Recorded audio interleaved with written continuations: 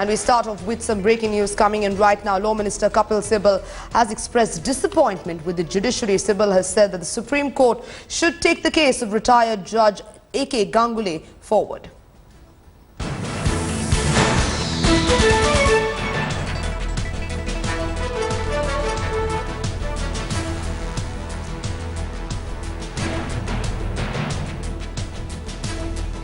Outrage on the issue of Justice Ganguly's case. On this issue, I'm joined by Law Minister Kapil Sibil. So a lot of people have expressed outrage, and they felt that this whole matter should have been dealt very differently. What is the big picture in your opinion, and what should have been the correct way to deal with this issue? I am nobody to advise the Supreme Court, and it's not my domain to do so.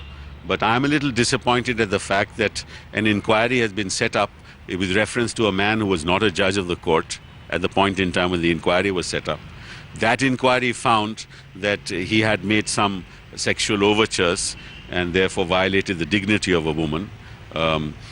Having prima facie I found that, they then said we will wash our hands away because he is no longer a judge of the court, which I don't understand, because he was no longer a judge of the court when they set up the inquiry.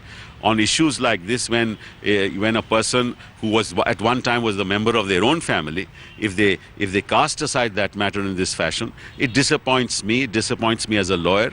It disappoints me as a member of the legal fraternity that the Supreme Court has now chosen to do away with the matter and by saying that he was no longer a judge, when they ought to have after this.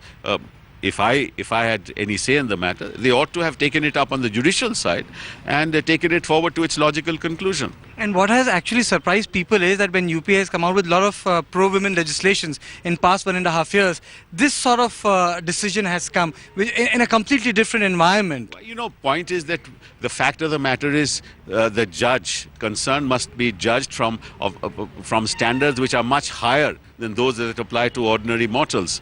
Now, we perceive judges to be infallible. We do not personally criticize them, as we should not. But if something like this comes out in the open, then we expect them to be treated like ordinary mortals.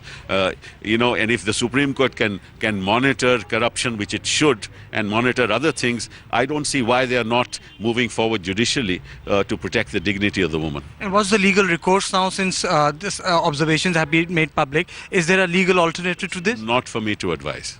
And lastly, you have already spoken about that issue, but people do feel that people occupying high positions should behave differently and set examples. You know, everybody should behave. As far as women's dignity is concerned, all of us, people sitting in high positions, ordinary mortals, must protect the dignity of women. But if they are found wanting, then people in high positions, especially in the judiciary, the standards on which they should be judged should be much higher standards than ordinary mortals. But Ganguly could take a conscience call? It's not for me to advise.